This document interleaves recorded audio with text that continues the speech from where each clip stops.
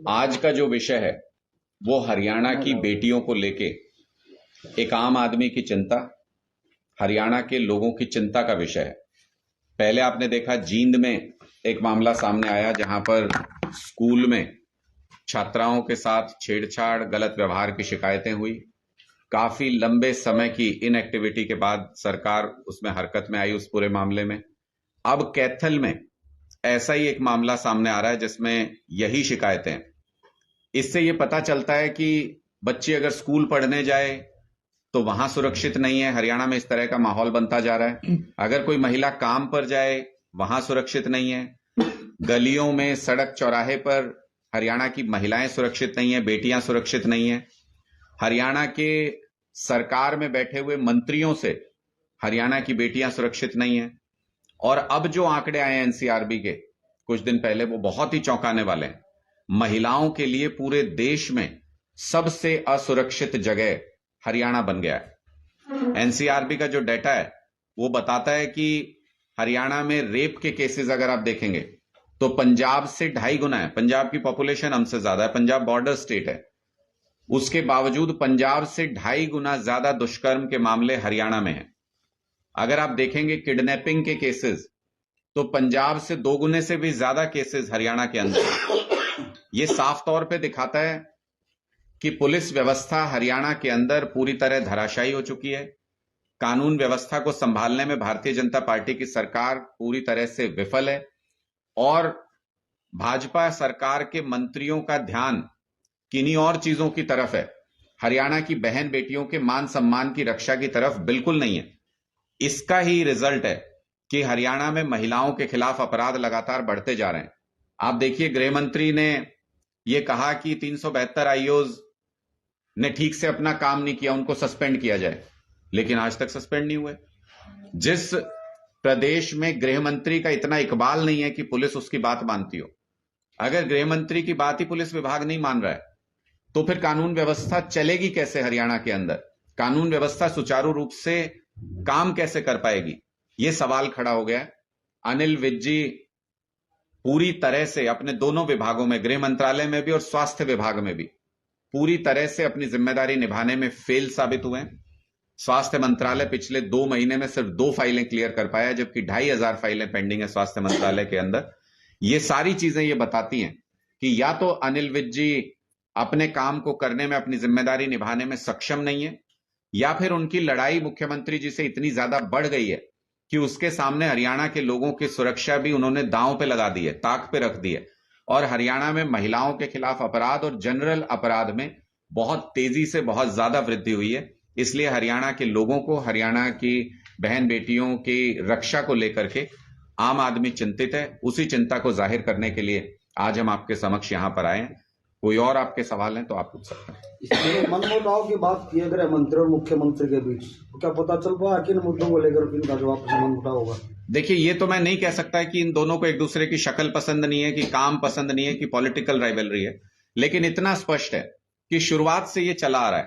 पहले सीआईडी को लेकर टकराव हुआ दोनों के बीच में, और फिर तय हुआ कि सीआईडी गृह मंत्रालय को रिपोर्ट नहीं करेगी, मुख्यमंत्री कार्यालय को रिपोर्ट करेगी। फिर हमने नू हिंसा में देखा, उसी सीआईडी का बड़ा रोल था। सीआईडी ने पहले से इंफॉर्मेशन दे दी थी कि ऐसी हिंसा हो सकती है, लेकिन वो इंफॉर्मेशन पुलिस तक पहुंची नहीं, गृह विभाग तक पहुंची नहीं। इससे पता चला कि दोनों के बीच में टकराव है। अब स्वास्थ्य विभाग को लेकर पता चल रहा है कि काफी समय से टकराव चल रहा है। कुछ बातें अनिल विज जी की कह रहे हैं कि मेरी मानो, सरकार तब चलने दूंगा। अनिल विज जी इस तरह की बातें कह रहे हैं तो वो टकराव देखने को मिल रहा है।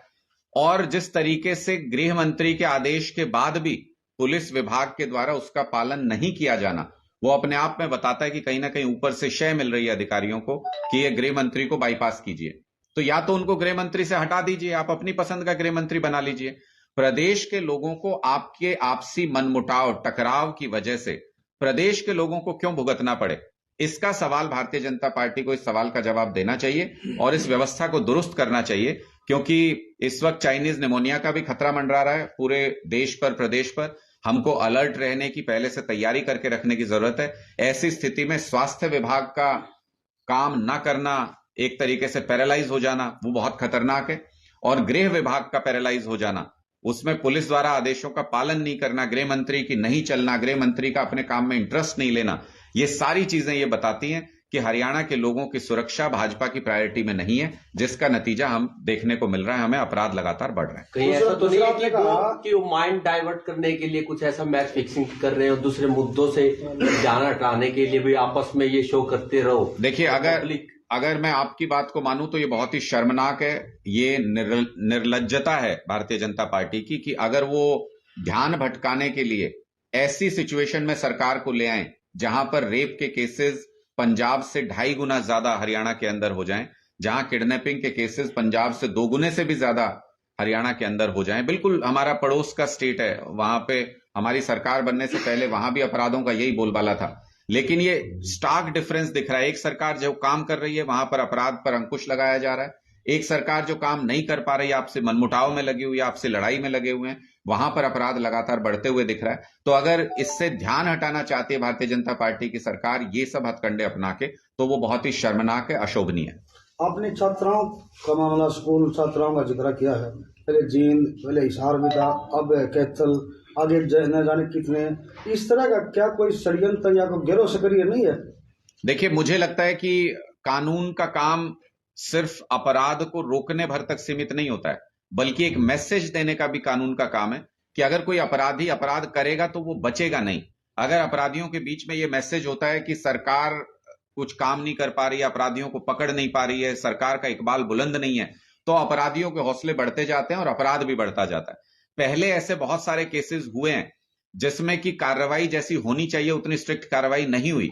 इस वजह से ऐसे अपराधियों का हौसला बढ़ता है, ऐसे लोगों का हौसला बढ़ता है और इस वजह से ऐसे अपराध बढ़ते हैं। अगर सरकार स्ट्रिक्टली ऐसे सभी केसेस के ऊपर कार्रवाई करे, अगर सरकार ने अपने उस मंत्री को बर्खास्त कर दिया होता जिसके ऊपर महिला उत्पीड़न का, महिला से छेड़छाड़ का आरोप है, चार्जशीट फाइल हो चुकी है, तो फिर नीचे तक मैसेज जाता कि महिलाओं के खिलाफ अपराध बर्दाश्त नहीं करेगी भारतीय जनता पार्टी की सरकार। लेकिन ऐसा हुआ नहीं।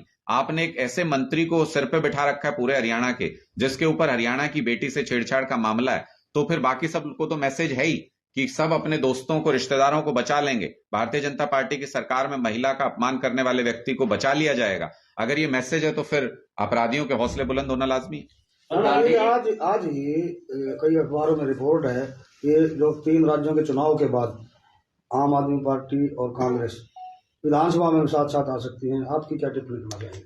देखिए, हरियाणा में आम आदमी पार्टी, हम कई बार पहले भी कह चुके हैं, विधानसभा चुनाव पूरी ताकत से अपने दम पर लड़ेगी, 90 के 90 सीटों पर लड़ेगी। किसी तरीके के गठबंधन का कोई सवाल ही पैदा नहीं होता।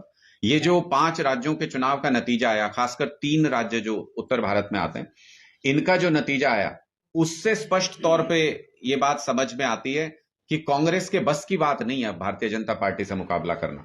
कांग्रेस संगठन के तौर पे, कांग्रेस नेतृत्व के तौर पे और पार्टी के तौर पे पूरी तरह से फेल साबित हुई है, जहां उसे भारतीय जनता पार्टी से सीधा टकराने को मिलता है।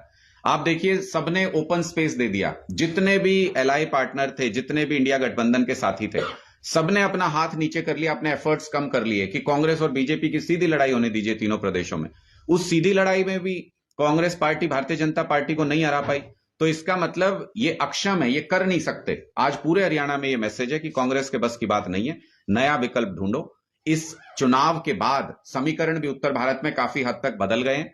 उत्तर भारत में अब आम आदमी पार्टी बीजेपी के समक्ष सबसे बड़ी विपक्षी पार्टियों में से एक है। हमारी 2 राज्यों में सरकार है और कांग्रेस की सिर्फ हिमाचल प्रदेश में 1 राज्य में सरकार है। इसलिए कांग्रेस को अहंकार छोड़ के अब नए तौर तरीके अपनाने पड़ेंगे, उनको दूसरे लोगों को स्पेस देना पड़ेगा, उनको इस अहमियत को समझना पड़ेगा कि आम आदमी पार्टी अब सबसे बड़ा मुख्य विपक्षी दल है उत्तर भारत के अंदर। हमें वो जगह, हमें वो स्पेस, हमें वो सम्मान कांग्रेस पार्टी को देना पड़ेगा, तभी गठबंधन अच्छे तरीके से काम कर सकता है और तभी इंडिया गठबंधन लोकसभा चुनाव में भारतीय जनता पार्टी को हरा पाएगा। पहले जो इंडिया गठबंधन है उसमें कांग्रेस स्पेस नहीं दे पा रही थी आम आदमी पार्टी को। देखिए, कांग्रेस की पुरानी आदत है, कांग्रेस के नेता और कांग्रेस पार्टी अहंकार में डूबी हुई है।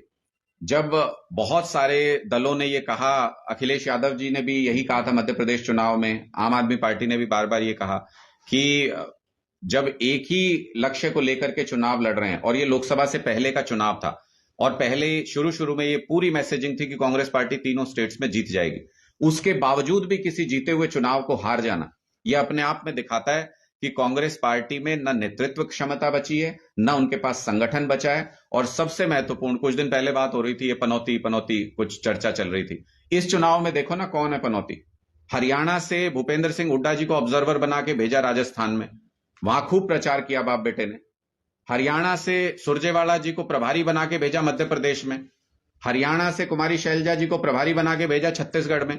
हरियाणा के 3 कांग्रेस के नेता 3 प्रदेशों में गए, तीनों में लुटिया डुबो के आ गए कांग्रेस पार्टी की। राजस्थान में जहां हुड्डा जी और दीपेंद्र जी गए वहां तो मैं बताता हूं, तो मैं आपको ये कहना चाह रहा हूं, 3 जगह 3 लोग गए और क्या सिखा के आए वहां ये तीनों नेता। जो हरियाणा में करते हैं वही सिखा के आए। हुड्डा साहब राजस्थान में गुटबाजी करो, सुरजेवाला जी मध्य प्रदेश में गुटबाजी करो, और शैलजा जी छत्तीसगढ़ में गुटबाजी करो। उस गुटबाजी ने कांग्रेस का सत्यानाश कर दिया तीनों प्रदेश के अंदर। जो ये अब मैसेज देने की कोशिश कर रहे हैं हुड्डा साहब की, मैं फलानी सीट पे गया था, वहां पे जीत गए, हम कैंडिडेट जीत गया वहां पे, तो सरकार बनवाने नहीं गए थे ना, मतलब किसी एक गुट के कुछ लोगों को समर्थन करने के लिए गए थे ना, इसका मतलब। इसी गुटबाजी की वजह से कांग्रेस पार्टी तीनों प्रदेशों में खत्म हो गई। वही गुटबाजी की दवाई लेके अब तीनों लोग हरियाणा के अंदर आ गए हैं। ये आपस में गुटबाजी करके हरियाणा में भी कांग्रेस को खत्म कर देंगे पूरी तरह से। और हरियाणा में तो आम चर्चा शुरू हो गई इन 3 प्रदेशों में चुनाव के बाद कि कांग्रेस नहीं कर सकती, इनके बस की बात नहीं रही अब। इसलिए हरियाणा में आम आदमी पार्टी एक मजबूत विकल्प पेश करेगी भारतीय जनता पार्टी के सामने और 24 में सरकार बनाएगी। आप पार्टी में सीनियर नेता है, इंडिया गठबंधन को कहां देख रहे हैं आप? जिस हिसाब से आपका जो मूड है वो लग नहीं रहा कि आप लोग कांग्रेस के साथ ज्यादा टिक पाएंगे, तो आपका रुख नजर आ रहा है। देखिए, ये कांग्रेस पार्टी को देखना कि वो किस तरीके से इंडिया गठबंधन में सभी साथियों को साथ लेके चल पाएंगे। अगर कांग्रेस इस हार से सीख करके अपना अहंकार छोड़ के सभी को साथ लेके चलती है तो सारी पार्टियां एक राय हैं। कल भी मीटिंग हुई है, कल भी कोऑर्डिनेशन कमेटी की मीटिंग हुई है। सारी पार्टियां इस बात पे एक राय है कि देश का संविधान बचाना बहुत जरूरी है, देश में लोकतंत्र बचाना बहुत जरूरी है। मिलकर लड़ने के लिए लोकसभा चुनाव सब पार्टियां तैयार हैं, लेकिन उसके लिए पहली कंडीशन यही है कि कांग्रेस को वस्तु स्थिति समझ के, असलियत समझ के, अपना अहंकार छोड़ के सभी को साथ लेके चलना चाहिए। 2024 के लोकसभा चुनाव में भारतीय जनता पार्टी को हराया जा सकता है, इंडिया गठबंधन बहुत अच्छे बहुमत से जीत सकता है। केवल कांग्रेस का अहंकार है? जी, मतलब आपने अभी कांग्रेस पार्टी का और सारी चीजों का बताया है, तो क्या ऐसा भी संभव है कि एक ऐसी स्थिति बन जाए कि कांग्रेस इंडिया गठबंधन से बाहर और बाकी लोग शामिल रहें? देखिए, मुझे नहीं लगता है अभी तक ऐसा कोई प्रश्न सामने आया है। यह हाइपोथेटिकल क्वेश्चन है, इसलिए इसका आज की स्थिति में जवाब देना मुमकिन नहीं है। लेकिन अगर सभी पार्टियां आपसी तालमेल से इंडिया गठबंधन को मजबूत करके लोकसभा चुनाव लड़ें तो मैं ये जरूर मानता हूं कि लोकसभा चुनाव में भारतीय जनता पार्टी को हराया जा सकता है। इसको अगर दूसरे शब्दों में समझना चाहें तो ये 3 प्रदेशों के अंदर भारतीय जनता पार्टी की जीत नहीं है, ये 3 प्रदेशों के अंदर कांग्रेस के खराब नेतृत्व, खराब संगठन और खराब चुनावी रणनीति की हार है। चलो 9 साल में भी भाजपा सत्ता में आ रही है, कई बार बोलते भी एंटी इनकम्बेंसी होगी, लेकिन ऐसा कोई भी असर देखने को नहीं मिल रहा है। तो आपको क्या लगता है कि भाजपा कहीं ना कहीं काम कर रही है जो सत्ता में आ रही है? देखिए, मैंने आपको बार बार कहा, मैं आपको एक उदाहरण देके समझा देता हूं। एक पहलवान एक तरफ मजबूत पहलवान है, वो कुश्ती लड़ता है, और दूसरी तरफ एक सुकड़ी पहलवान है, वो आ जाता है, उसको चुनौती देता है कि आजा मेरे साथ घुड़ ले, और वो मजबूत पहलवान उसको पटक देता है। अगली बार फिर कहते हैं भाई इस मजबूत पहलवान कौन टक्कर देगा? सुकड़ी पहलवान कहता है मैं दूंगा, फिर आगे आ जाता है, फिर वो पटक देता है। तो बार बार सुकड़ी पहलवान ना अपनी ताकत बढ़ाने की कोशिश कर रहा, ना वो स्पेस दूसरे के लिए छोड़ रहा कि दूसरा कोई पहलवान उसको चुनौती दे सके।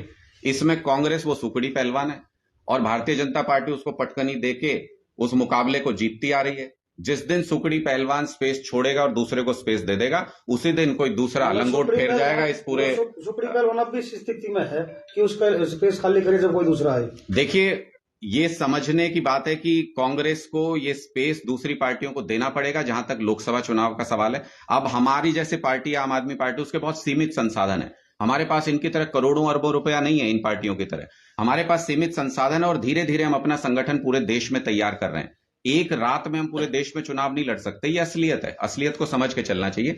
इसलिए कांग्रेस जहां स्थानीय दलों के साथ मिलकर चुनाव लड़ेगी, वहां पर अगर ये पूरे गठबंधन को सुचारू रूप से चलाएंगे तो भारतीय जनता पार्टी को निश्चित तौर पर हराया जा सकता है, इसमें कोई संदेह नहीं है। लोग भाजपा से नाराज हैं लेकिन कांग्रेस से भी खुश नहीं है। मतलब आम आदमी पार्टी कांग्रेस के साथ जाने के लिए तैयार है, लेकिन शर्तें आपकी चाहिए। कांग्रेस को सभी स्थानीय दलों के साथ आना पड़ेगा, अगर कांग्रेस बैठ के ये इंतजार करती रहेगी कि कोई उनके साथ आएगा तो गठबंधन नहीं चलेगा। अगर कांग्रेस सबको साथ लेके चलने में विश्वास करेगी, सबको साथ लेके ताकत बढ़ाएगी, तो इंडिया गठबंधन जुड़ेगा भी और जीतेगा भी। टाटा जी, जो आप बता रहे हो छोटा सा मंत्र आपने सेकंडों में बता दिया। ये मंत्र जब आपकी मीटिंग होती है दिल्ली बड़े लेवल पे, वहां क्यों नहीं समझ में आता? ये नहीं, हम तो समझाने वाले हैं ना। हाँ, नहीं, फिर उनको क्यों नहीं समझ आ रहा? यही वजह है, यही कारण है जो आप पूछ रहे हैं कि 9 साल के बाद भी क्यों ऐसा हो रहा है कि कांग्रेस पार्टी हार गई इन चुनाव के अंदर। जब तक अपनी गलतियों से सीखेंगे नहीं, जब तक समझने की कोशिश नहीं करेंगे, तब तक चुनावी राजनीति में, तब तक लोगों का विश्वास जीतना मुश्किल है। जो व्यक्ति अपनी गलतियों से सीखता, आम आदमी पार्टी भी सीखती है। हमने जहां जहां गलती की, हमने उनसे सीखा भी और मजबूत बन के उभरे भी उन सारी जगहों पे। आप हमारा इतिहास उठा के देख लीजिए। अगर आप अपनी गलती से सीखेंगे तो लोगों को लगता है कि अहंकार नहीं है इस व्यक्ति में, सीखने की लालसा है, वो आपके समर्थन में आते हैं। लेकिन अगर आप सीखने से इनकार कर देंगे तो वही होगा जो 3 प्रदेशों में कांग्रेस पार्टी के साथ हुआ।